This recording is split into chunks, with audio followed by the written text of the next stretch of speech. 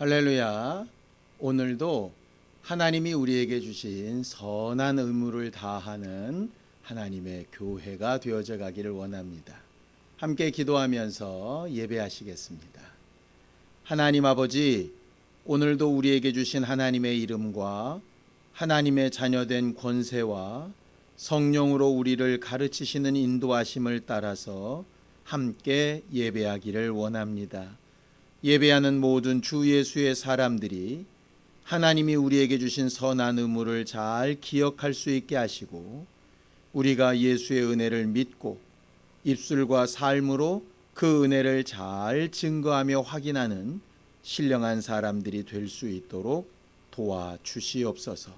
예수님의 이름으로 기도하였습니다. 아멘. 하늘에 계신 우리 아버지여, 이름이 거룩히 여김을 받으시오며 나라의 임하옵시며 뜻이 하늘에서 이룬 것 같이 땅에서도 이루어지이다. 오늘날 우리에게 일용할 양식을 주옵시고, 우리가 우리에게 죄 지은 자를 사하여 준 것 같이 우리 죄를 사하여 주옵시고, 우리를 시험에 들게 하지 마옵시고 다만 악에서 구하옵소서. 나라와 권세와 영광이 아버지께 영원히 쌓옵나이다. 아멘. 찬송가 449장 함께 찬양하겠습니다. 449장입니다.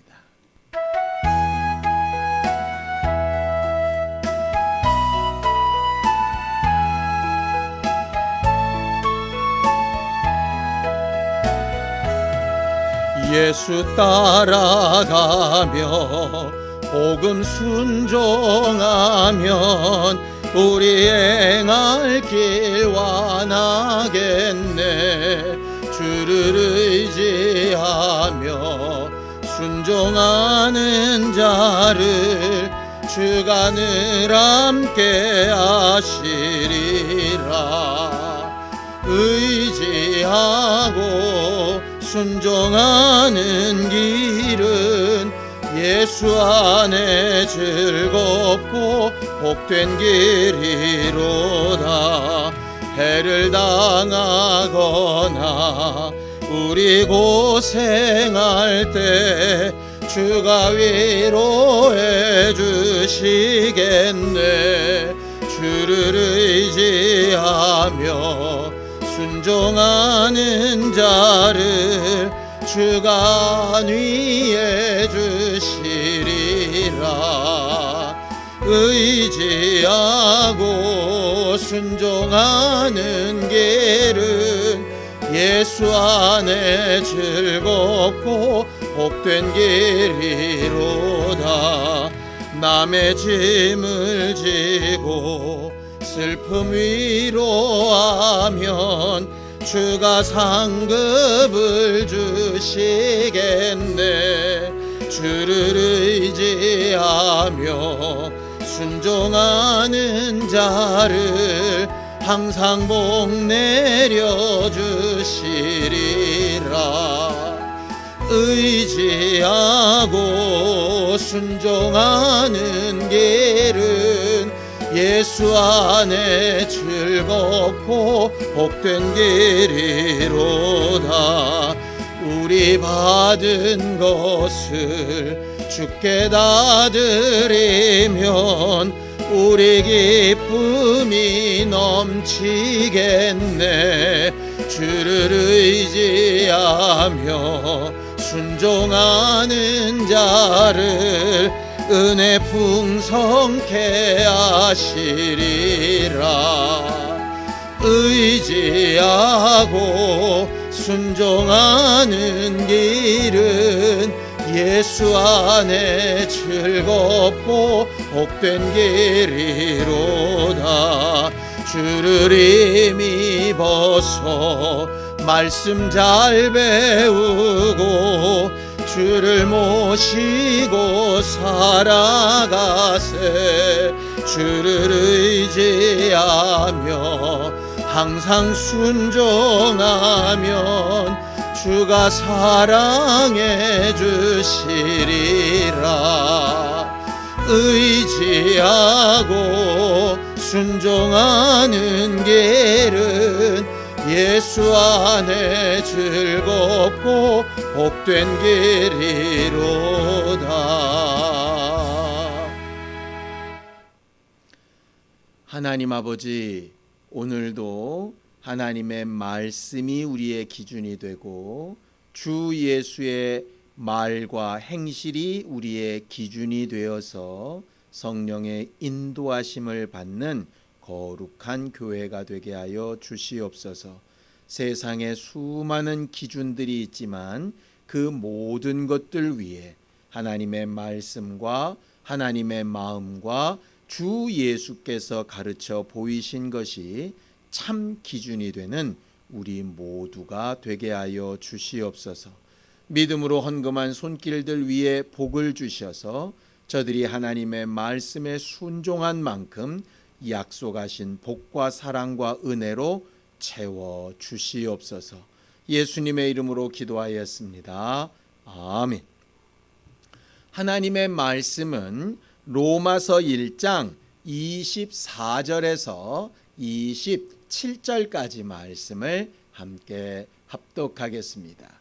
로마서 1장 24절에서 27절까지 말씀을 함께 합독하겠습니다. 함께 읽습니다. 시작. 그러므로 하나님께서 그들을 마음의 정욕대로 더러움에 내버려 두사 그들의 몸을 서로 욕되게 하게 하셨으니 이는 그들이 하나님의 진리를 거짓 것으로 바꾸어 피조물을 조물주보다 더 경배하고 섬김이라.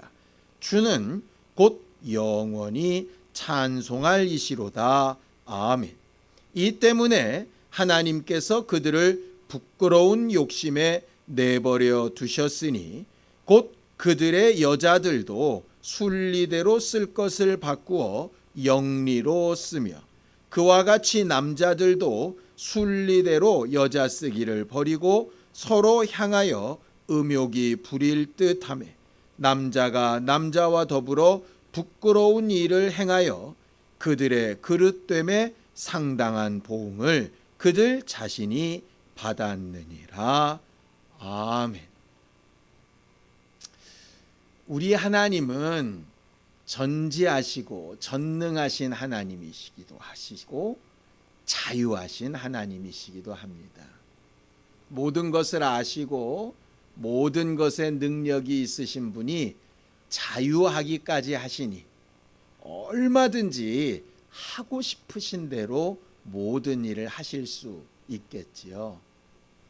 우리는 무엇이 더 좋은지 나은지 잘 알지 못해서 좋은 것을 구해도 잘못된 선택을 할 때가 많고, 무엇이 좋은지 혹 알게 되더라도 가진 능력이 부족해서 그걸 이룰 수 없어 낙심에 빠지기도 합니다. 또 어쩔 때는 아는 것도 능력도 출중한데 그것을 할 수 있는 자유가 없는 억압된 환경이나 사회라서 그것을 다 쓰지 못하는 경우들도 있지요. 하나님은 그런 모든 것에서 자유하시고 한계가 없으신 분이십니다. 그런데 그런 하나님이 스스로를 가르쳐 질서의 하나님이시다라고 이렇게 말씀을 하십니다. 성경을 좀 보죠. 고린도전서 14장 33절입니다. 함께 읽습니다. 시작. 하나님은 무질서의 하나님이 아니시오 오직 화평의 하나님이시니라. 하나님은 아는 것도 능력도 자유도 무한정 가지고 계시지만 그 무한정하게 가지고 계신 것을 가지고 무질서하게 임의대로 마음껏 함부로 행하시는 분이 아니라 질서의 하나님이라고 말하고 있지요. 그런데 우리가 흔히 이 질서라고 하는 것을 들을 때에 좋은 의미도 있지만 또 한쪽으로는 나쁜 의미도 우리가 느끼게 됩니다. 예를 들면 이런 것이죠. 원래 질서라고 하는 것은 좋은 의미 아니겠습니까? 그런데 그 질서를 지키려다 보면 우선순위가 먼저 되어야 하고, 그러기 위해서는 먼저 나중 이런 순서가 발생하게 됩니다. 이게 순서만 발생하면 좋은데 자칫 위, 아래 이런 권력 관계처럼 순서가 매겨지게 되어서 자칫 잘못하면 억압을 받거나 자유를 해치거나 억지가 되어지는 경우들이 간혹 있지요. 그래서 질서라는 말이 아주 합당하게 사용되어지면 정말 좋은 의미인데 자칫 잘못된 손에 들어가게 되어지면 질서라고 하는 명목하에 다른 사람들을 억압하고 잘못되게 하는 일들이 벌어지는 때도 간혹 있습니다. 그런데 오늘 성경에서 하나님이 나는 무질서의 하나님이 아니라 이런 하나님이라고 말씀하시면서 질서라고 하는 것을 어떤 단어로 바꿔서 부르고 있느냐 하면 화평, 화목, 조화라고 하는 단어로 바꿔서 부르고 있습니다. 흔히 질서라고 하는 것의 원래 의미를 이야기하는 것이죠. 우리가 질서라고 하는 순서를 너무 강조를 하다 보면 도무지 넘을 수 없는 벽같이 느껴지는 경우가 생기고, 그런 것들로 인해서 상대적으로 억압을 당하고 피해를 입는 사람들이 있는 것처럼 느껴질 때가 간혹 있습니다. 성경은 그런 오해를 불식시키기 위해서 질서라고 하는 것은 목적이 있는데 그 목적이 바로 화평, 화목, 조화롭게 하는 일에 있다라고 이렇게 말하는 것이죠. 결과적으로 하나님은 자기가 가지신 지식, 자기가 가진 능력, 자기가 가지신 모든 자유를 화평하게 하고 화목하게 하고 조화롭게 하는 일에 사용하시는 분이라고 하는 말입니다. 그래서 어쩔 때는 그 아는 능력을 사용하시기도 하고 아는 능력을 제한하시기도 하고 가지신 능력을 마음껏 사용하시기도 하고 그 능력을 멈추시기도 하고 가지신 자유대로 임의대로 하시기도 하고 다른 이들의 반응에 따라서 자기의 자유를 제한하시기도 하면서 항상 화목하게 하는 일과 화평케 하는 일과 조화롭게 하는 일에 목표를 두고 일하시는 분이 바로 하나님이시라고 그렇게 되어져 있지요. 우리가 하나님은 무질서의 하나님이 아니라 질서의 하나님, 화평의 하나님이라고 하는 관념을 좀 정확하게 알아야 되는 이유가 그 본문이 되는 고린도전서 14장의 내용을 자칫 잘못하면 오해하기 때문입니다. 현대에 들어서 남녀 차별에 대한 부분, 이런 것들에 굉장히 민감한 이슈가 되고 있지요. 사실은 맞는 말입니다. 그런데 고린도전서 14장을 잘못 읽다 보면 남편이 우위에 있고 아내는 그 밑에 있으며 남자는 더 우월하고 여자들은 상대적으로 그렇지 못한 것처럼 읽혀지는 부분들이 간혹 있습니다. 그거를 우리가 기존에 가지고 있는 질서, 순서라는 의미, 위아래라는 의미로 보면 굉장히 잘못된 해석을 하기가 되게 쉽습니다. 그런데 성경이 말하고 있는 본래의 뜻, 화목하고 조화를 이룬다라고 하는 말로 보면 좀 다르게 되는 것이죠. 그래서 남자, 여자, 남편, 아내, 여자는 교회에서 이렇게 하라라고 하는 이런 단어에 매여서 위아래를 중심으로 보게 되어지면 그 성경을 본래 의미대로 보지 못하게 되는 경우가 생깁니다. 그 본래 의미는 이런 겁니다. 고린도전서 14장 40절입니다. 함께 읽습니다. 시작. 모든 것을 품위 있게 하고 질서 있게 하라, 이렇게 되어져 있습니다. 거기 품위 있게 하다라고 하는 말의 원뜻을 다르게 번역을 하면 적절하게, 경우에 합당하게, 원칙에 맞게, 이런 말입니다. 결과적으로 남자의 역할, 여자의 역할, 남편의 역할, 아내의 역할이 위아래나 어떤 순서의 문제가 아니라 조화의 문제이고 원칙의 문제이고 함께 이루어가야 되는 공동의 목표를 위한 일이라고 되어져 있습니다. 그걸 로마서에서는 따로 이렇게 얘기하죠. 로마서 14장 19절입니다. 함께 읽습니다. 그러므로 우리가 화평의 일과 서로 덕을 세우는 일을 힘쓰나니라고 이렇게 되어져 있죠.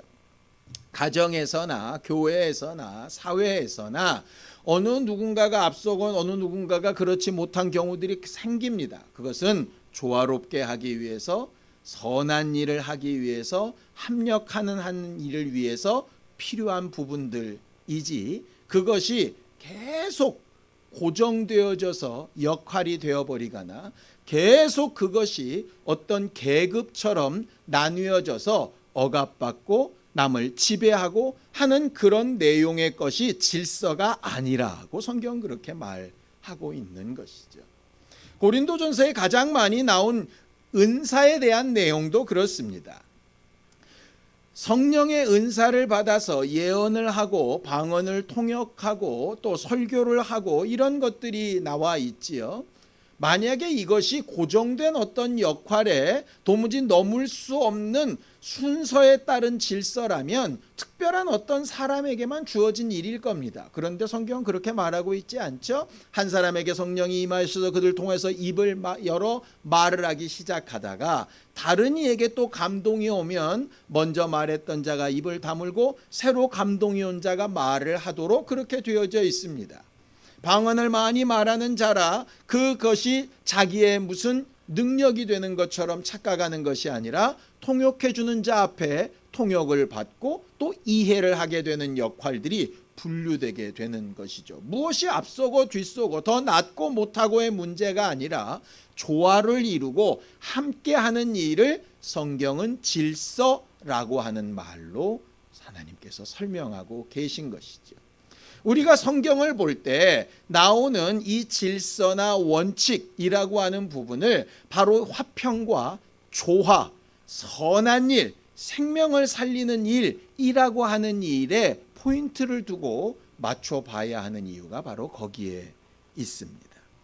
하나님은 창조에도 순서를 두셨습니다. 무엇이 더 중하고 무엇이 더 경해서가 아니라 합당한 이유에 따라서 하나님께서 필요에 의하여 순서를 정하셨고 그 순서대로 만들어짐을 얻게 되지요.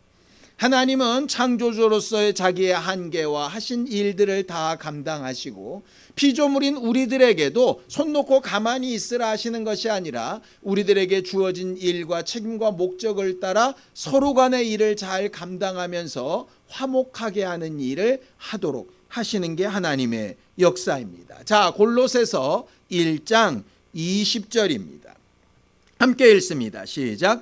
그의 십자가의 피로 화평을 이루사 만물 곧 땅에 있는 것들이나 하늘에 있는 것들이 그로 말미암아 자기와 화목하게 되기를 기뻐하심이라 그랬습니다. 예수께서 십자가에 달려 죽으시고 부활하심으로 우리의 구주가 되시고 우리의 모든 죄와 허물을 용서하시고 우리를 사망에서 구원하신 그 내용을 이야기하고 있는 거죠. 이 한 가지 사건 안에 수많은 역할들이 조화되어져 있고 또 그것이 질서대로 되어져 있습니다. 예를 들면 이런 것이죠. 하나님은 가장 사랑하시는 아들이 십자가에 달려서 6시간 동안 물과 피를 다 쏟으시며 죽어가실 때에 그 시간 동안 눈을 감고 침묵하십니다. 하나님의 전능하신 능력이, 하나님의 무한하신 사랑이 그 아들을 보호하고 살리고 죽지 않게 하고 그 모든 악한 일들을 막아주실 수 있음에도 불구하고 그렇게 되어지면 예수 그리스도를 통한 구원이 이루어지지 않기 때문에 그 순간만큼 자기의 능력과 마음을 제한하시고 가만히 계셔 주시면서 하나님 아버지로서의 일을 감당하신 것이지요. 아들이신 예수는 아버지의 마음과 뜻을 알고 자기 뜻대로 하면 이 잔을 피하고 싶으나 그 잔을 거부하지 아니하고 묵묵히 털 깎는 자 앞에 양처럼 순종하여 십자가에 달려 모든 고난을 다 담당하시고 죽어 가십니다. 성령은 그 순간에도 아버지의 말씀과 하나님께서 가르치셨던 모든 뜻대로 예수가 다 순종하고 마지막 한마디까지 그 모든 하나님의 뜻을 이루며 그것을 완성시킬 수 있도록 끊임없이 힘을 주시고 감동하시고 위로하시고 말하게 하시는 일에 힘쓰신 분이 바로 성령님이시죠. 그렇게 아버지와 아들과 성령이 역사하셨던 그 십자가의 사건을 우리는 또 인정하고 믿고 마음으로 또 의지하며 입으로 고백하여서 그것을 받아들이고 하나님의 사람된 증거를 얻어야 하는 것이 바로 우리의 책무입니다. 또 그렇게 구원받은 사람이라면 이미 자기가 구원받았다라고 끝날 문제가 아니라 그것을 다른 이들에게 전하고 증거로 보이고 내 믿음에 대하여 내가 의지하며 자유하게 된 일에 대하여 다른 이들에게 그 복음과 은혜를 전해야 되는 것도 또 사명이지요.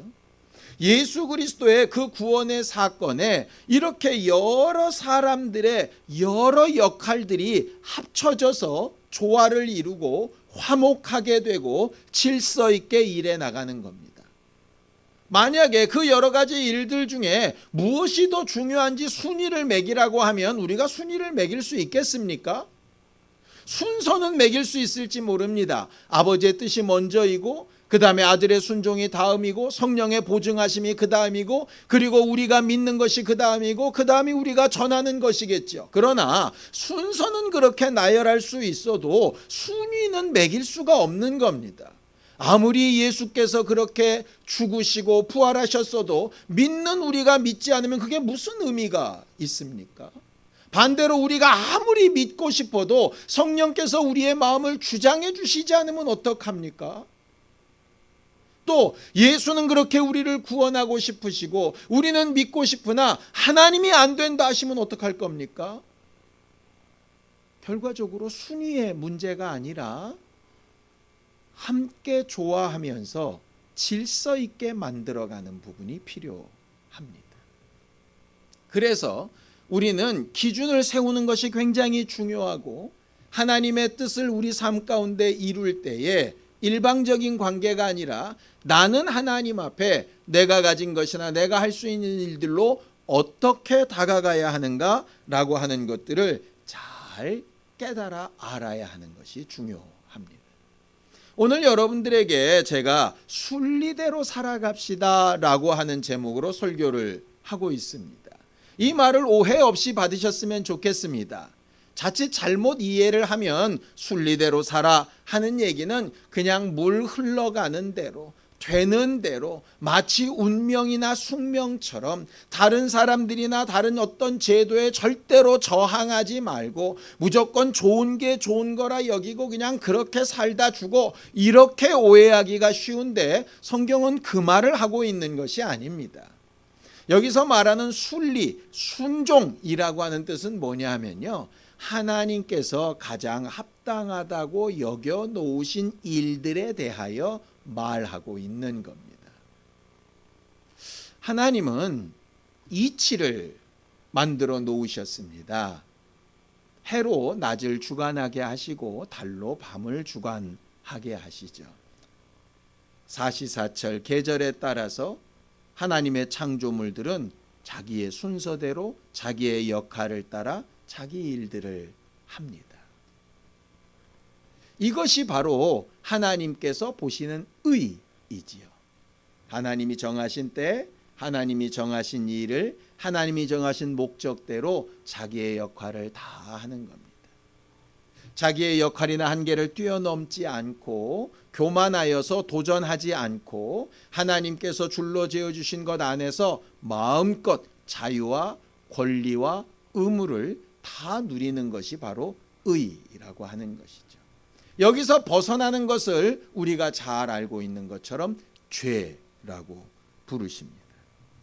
하나님의 질서에 도전하거나 하나님이 세우신 원칙 외에 다른 것을 원칙으로 삼는 것, 이것이 바로 죄이지요. 그 죄 중에 가장 큰 것을 우리는 지난주에 본 것처럼 우상숭배라고 이렇게 배웠습니다. 우상숭배는 말 그대로 어떤 형상을 깎아 놓은 것이 아주 대표적인 것이지만 마음속 우상도 있고 우리 안에 있는 논리나 이치들도 우상으로 존재할 수 있습니다. 하나님이 본래 만들어 놓으신 것에서 어그러진 것이란 말이죠. 그것은 죄에 속합니다. 성경은 분명히 예수 이외에는 다른 구원자를 주신 적이 없다라고 말씀하고 있습니다. 이 세상을 살아가는 방법으로 다른 어떤 이치나 어떤 논리나 어떤 종교가 가능할 수 있을 겁니다. 이 땅에 좀 더 풍성한 삶을 살고 여유로운 삶을 살고 좀 더 평안한 삶을 살고 마음과 생각을 잘 정리하는 삶을 사는 일에 다른 여러 가지 방법들 얼마든지 있을 수 있습니다. 그걸 다 거부하는 것 아닙니다. 그런데 유일하게 구원에 대해서만큼은 예수 그리스도 한 분 이외에 다른 방법을 주신 적이 없다라고 되어져 있습니다. 그것 이외에 다른 구원을 이야기한다면 이미 우상 숭배이지요. 오늘 본문 24절을 좀 보겠습니다. 그러므로 하나님께서 그들을 마음의 정욕대로 더러움에 내버려 두사 그들의 몸을 서로 욕되게 하게 하셨다 그랬습니다. 이 그러므로라고 하는 말이 그 앞에 있는 얘기인데요. 하나님 창조주의 형상을 다른 사람이나 버러지나 다른 어떤 것의 형상으로 바꾸는 우상숭배를 얘기하고 있는 겁니다. 그 다음 25절도 똑같이 얘기하고 있죠. 25절입니다. 이는 그들이 하나님의 진리를 거짓 것으로 바꾸어 피조물을 조물주보다 더 경배하고 섬김이라 라고 이렇게 되어져 있습니다. 조물주보다 피조물을 더 존귀히 여기고 섬김이라. 이게 바로 우상숭배입니다. 우리 마음에 더 좋아 보이는 것이 있어도 하나님이 원칙으로 질서를 위하여 화목하게 하고 선한 역할을 위하여 정해놓으신 이치가 있다면 그 이치를 따라가야 하는 것 아니겠습니까? 예를 들어 제가 개인적으로 가진 권리가 있습니다. 자유가 있습니다. 그런데 이 자유가 다른 사람들에게 엄청난 해를 입히거나 위협이 되어진다면 그것을 제한해야 맞지 않겠느냐 하는 것입니다. 그게 하나님께서 말씀하신 조화, 질서라고 하는 것입니다. 우리는 자손을 낳게 되면 내가 아주 힘들게 나아가 번 돈을 그 자녀들을 위하여 쓰는 일에 아까워하지 않습니다. 왜 그렇습니까? 사랑하기 때문이지요. 내가 번 내 돈이지만 그것을 내 아이들과 내 가족들을 위해서 쓰는 일에 너무나도 자연스럽게 그것을 내놓을 줄 압니다. 왜냐? 함께 살아가야 하고 조화롭게 살아가야 하기 때문이죠. 그런데 어느 순간에 마음이 상하고 관계가 틀어지면 그 다음부터는 이게 아깝게 여겨지게 되는 것이죠. 당연히 서로를 위하여 살아가야 하는 일이 그때부터는 자기 권리를 주장하는 일로 나아가게 됩니다. 이렇게 충돌이 일어났을 때 우리는 무엇을 따라야 할까라고 하는 겁니다. 말씀에서 주시는 것은 하나님은 무질서의 하나님이 아니라 너 혼자 사는 하나님이 아니라 하나님 스스로도 혼자만 독불장군처럼 일하시는 하나님이 아니라 우리와 함께 화목하길 원하시고 함께 가길 원하시는 하나님이니 그 방법을 선하게 찾으라 라고 하는 것이죠. 오늘 본문 후반부에 26절과 27절은 요즘 굉장히 많은 이슈 가운데 있는 동성애라고 하는 부분에 대한 내용으로 되어져 있습니다. 하나님이 주신 순리를 바꿔서 영리로 쓰는 것에 대표적인 예로 동성애를 들고 있는 것이죠. 이것도 우리가 해석할 때 좀 오해가 있을 수 있다는 생각이 듭니다. 어떤 오해냐? 여기서 언급한 동성애라고 하는 죄가 아주 매우 특별한 죄라고 착각하는 것이죠. 여러분, 하나님이 주신 순리가 꼭 남성과 여성은 순리다, 같은 동성끼리는 영리다, 이런 말이겠습니까? 그럼 이성끼리의 관계는 전부 다 순리인가요? 아니죠. 이성끼리의 관계도 부부에게 허락된 것이 순리입니다.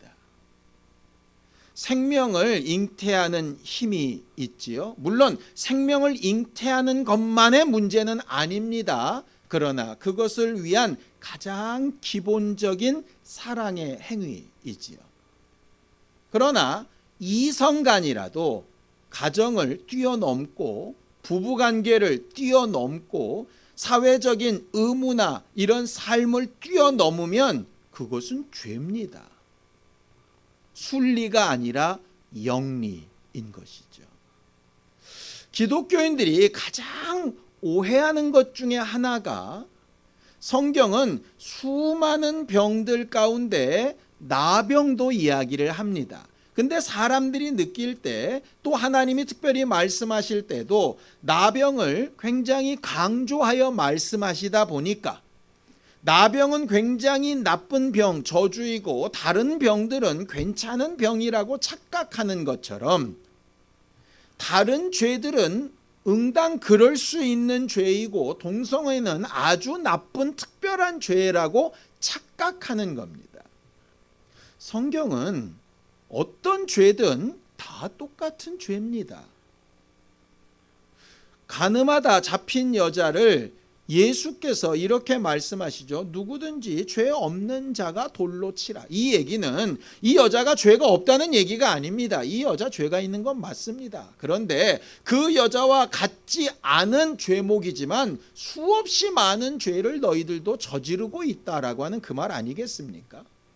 그렇다면 이걸 꼭 어떤 동성애라고 하는 죄로 볼 것이 아니라 그 동성애라는 것을 포함한 모든 영리, 순리에서 벗어난 것을 다 포함한 의미로 봐야 합니다. 예를 들어 권력자가 자기의 권력을 합당하게 써야 되는데 잘못 사용한다면 그건 영리이지요. 국민이 대통령에게 권한을 주었는데 그 권한을 국민을 위해서 쓰지 않고 자기 자신의 사리 사욕을 위해서 쓰고 있다면 그것은 영리입니다. 잘못된 것이지요. 어떤 기업의 리더가 횡령을 하거나 배임을 하게 되어지면 그건 당연히 영리입니다. 그런 일을 하라고 맡겨놓은 자리가 아니니까요. 목사에게 하나님께서 핏값 주고 사신 성도들을 맡기셔서 그들을 잘 양육하고 인도하고 위로하고 격려하여서 하나님의 사람으로 만들라고 맡겨주셨는데 자기가 마치 교회 주인인 것처럼 한다면 그것도 영리입니다. 다 똑같은 죄인 것이죠. 그런데 우리는 내가 하고 있는 영리는 좀 괜찮고 남이 하고 있는 영리는 대단히 나쁜 일이라고 착각을 하는 겁니다. 성경은 그렇게 말하고 있지 않습니다. 순리대로 살자라고 하는 것은 뭐냐면 내가 내 위치에서 하나님이 정하신 이치와 기준을 따라 잘 살고 있는가라고 하는 것을 돌아보자라고 하는 것입니다. 또 더 나아가서 다른 이들, 다른 영리로 살고 있는 자들에게도 내게 은혜를 베푸셨듯이 하나님이 저들에게도 은혜를 베푸실 수 있도록 잘못된 것은 가르쳐 말하되 그들에 대한 기본적인 심성은 예수께서 우리를 향하여 가지고 계신 마음처럼 저들의 죄를 저들에게 돌리지 마시고 저들을 위하여서 피 흘려 주신 예수 그리스도의 은혜가 임할 수 있게 하나님께서 역사하시고 그런 일에 우리를 사용해 달라고 말하는 것이 가장 중요한 문제인 것 같습니다. 좋은 게 좋은 거라고 그저 나쁜 것을 받아들이자는 의미가 아닙니다. 내가 하는 죄보다 저들의 죄가 훨씬 크니 저들은 다 단절시키자라고 하는 의미도 아닙니다. 하나님은 죄의 문제가 되었던 의의 문제가 되었던 하나님께서 우리와 함께하고 계시는 이 순간에 우리는 각각의 역할을 각각의 역할에 맞게 순리대로 해야 되는 부분이 있습니다. 그런데 문제가 있죠. 사람들마다 각각 자기 이치들을 가지고 있다는 겁니다. 자기는 이 정도까지 해도 괜찮을 것 같은데 남은 그렇지 않은 거죠. 예를 들면 친구 간에 나는 이 정도까지 농담을 해도 괜찮다고 말을 했는데 상대방은 그것이 농담이 아니라 마음의 상처가 되는 경우가 있지 않겠습니까? 이렇게 기준이 다르고 이치가 다를 때 어떻게 해야 됩니까? 살피고 자기 것만을 주장하지 아니하고 하나님이 말씀하신 부분이 무엇인가 원칙으로 돌아가고 그 가운데서 나로서는 그렇게 할 수 있으나 저들에게 무익하게 된 부분들이 있다면 사과하고 그들의 마음을 풀되 그들을 이해시키고 하는 것들이 대단히 필요하겠죠. 그것을 로마서의 근간이 되는 갈라디아서에는 이렇게 얘기합니다. 과거 율법 가운데 살 때는 그 기준을 다 명목화시켜 놨습니다. 이건 하고 이건 하지 말고 이렇게 되어져 있죠. 그러다 보니까 이건 하라 하는 일에 그거만 하면 나머지는 마음의 쓰임에 따라서 더 분명히 해도 되는데 할 필요가 없다라고 여기는 것처럼 하지 말라 그럼 그것만 안 하고 그 옆에 유사한 다른 것들은 다 해도 되는 것처럼 이렇게 착각을 하게 됩니다. 그게 율법의 맹점이거든요. 그래서 이렇게 얘기합니다. 갈라디아서 5장 1절입니다. 함께 읽습니다. 시작. 그리스도께서 우리를 자유롭게 하려고 자유를 주셨으니 그러므로 굳건하게 서서 다시는 종의 멍에를 매지 말아라 이렇게 되어 있습니다. 이 말은 뭐냐? 율법의 조항이나 다른 사람들의 생각에 매여 가지고 나는 그렇지 않은데 어거지로 쫓아가면서 이렇게만 하면 되겠지라고 하는 삶을 버리라는 겁니다. 종의 사고방식을 바꾸라는 겁니다. 그렇다면 자유하니까 마음대로 살아도 될까요? 똑같은 장절에 이렇게 얘기합니다. 갈라디아서 5장 13절입니다. 함께 읽죠. 시작. 형제들아 너희가 자유를 위하여 부르심을 입었으나 그러나 그 자유로 육체의 기회를 삼지 말고 오직 사랑으로 서로 종노릇하라 이렇게 되어 있습니다. 자유한 것을 가지고 내 맘대로만 살고 끝나는 것이 아니라 하나님이 자유하시되 함께하고 화목하고 조화가 되고 화평을 이루시기 위해서 그 자유를 어쩔 때는 제한하시는 것처럼 너희도 그렇게 스스로 사랑함으로 종노릇하라라고 되어져 있는 거죠. 예수 믿는 사람들은 사실상 믿지 않는 사람들보다 훨씬 사고방식이 유연해야 될 필요가 있습니다. 유연하라는 얘기는 여기는 이래도 좋고 저래도 좋고 라고 하는 얘기가 아닙니다. 회색 분자라는 얘기가 아닙니다. 옳고 그름은 분명하나 그것을 조화롭게 더 선한 일로 덕을 세우는 일로 나아가기 위해서 지혜를 구하고 자기의 자유를 좀 멈출 줄 알고 자기가 해야 될 의무를 생각해보고 하는 과정이 필요하다라고 하는 것이죠. 포괄적인 차별금지법 때문에 많은 논란이 있습니다. 상당히 위험한 요소가 들어가 있는 것 맞습니다. 기본적인 원칙은 굉장히 동의해야 되는 부분들이 많이 있지만 여러 가지 세부 내용 가운데 법은 모든 것을 다 담을 수 없기 때문에 한계가 있고 자칫 잘못하면 올바른 것을 거꾸로 역전시키는 부작용이 나오는 경우들도 있습니다. 그런 우려들을 우리는 충분히 이야기하고 말할 필요가 있습니다. 그런데 우리 안에 가장 기본적으로 있어야 할 것은 그들은 나쁜 사람, 우리는 좋은 사람, 상대적으로 우리는 그보다 나은 사람이라고 하는 우월감이 아니라 우리도 그들과 똑같은 죄인인데 똑같이 우상 숭배를 하고 하나님의 이치가 아닌 것을 따르던 사람들인데 예수의 은혜로 우리가 여기까지 왔으니 이제부터 우리는 저들을 위하여 무엇을 어떻게 해야 하는가라고 하는 것을 제대로 생각해 가고 인도받아 가고 말 한마디 행동 하나에도 상당히 주의하고 또 하나님의 관심과 뜻에 맞게 그렇게 인도받아가는 삶이 되었으면 더 좋지 않을까 하는 생각이 듭니다. 로마서에 바울이 이 문제를 중요한 이슈로 말한 이유가 뭘까요? 그 당시 사회에 이런 현상이 만연했었기 때문입니다. 고린도 전서와 후서에는 그 교회 상황에 맞는 문제들이 있었지요. 로마에는 이 동성애 문제가 굉장히 만연된 문제였던 것 같습니다. 그래서 아마 대표적으로 이야기한 것이겠죠. 이 이외에도 수없이 많은 죄악들이 있고 영리들이 있습니다. 우리들은 우리 안에 있는 들보를 좀 잘 돌아보기 위해서 내 안에 하나님이 주신 순리를 벗어난 삶이 무엇이 있는가 생각해 보기를 원합니다. 목사인 저는 목사로서, 성도들인 여러분들은 성도들로서 순위의 문제가 아니라 맡겨주신 직분과 한계와 여러 가지 부분의 문제라고 하는 걸 기억하면서 우리는 내게 주신 하나님의 선한 의무를 영리로 사용하고 있는 것이 과연 뭐가 있을까? 잘못된 부분들을 고치고 회개할 수 있는 겸손한 사람들이 다 되기를 예수님의 이름으로 축원합니다. 기도하겠습니다.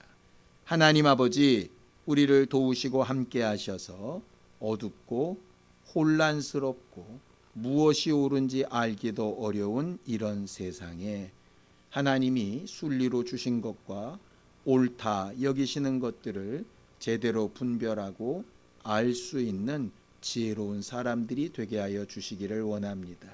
우리에게 자유를 주셨고 은혜를 주셨고 권리를 주셨고 또 의무를 주셨는데 하나님께서 우리에게 말씀하신 바대로 질서의 하나님답게 우리 각각 처한 위치와 해야 될 일들을 잘 돌아보며 하나님이 우리에게 명하신 순리에 순종하며 하나님 주신 것을 영리로 바꿔 쓰지 아니하며 다른 이들에 향하여 마치 재판장이 된 것처럼 교만하지도 아니하고 그들과 우리 사이에 역사하시는 화목하게 하시는 하나님의 일을 어떻게 찾아갈 것인가를 기도하고 응답받는 신령한 사람들이 다 될 수 있도록 도와주시옵소서.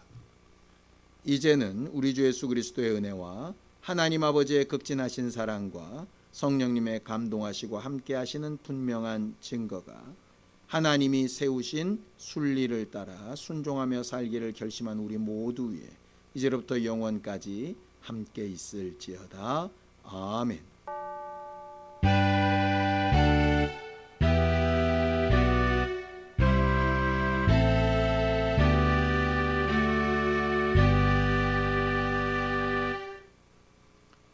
순리를 따라 살아가는 것이 무엇인지 잘 생각해 보는 우리가 되기를 바랍니다. 감사합니다.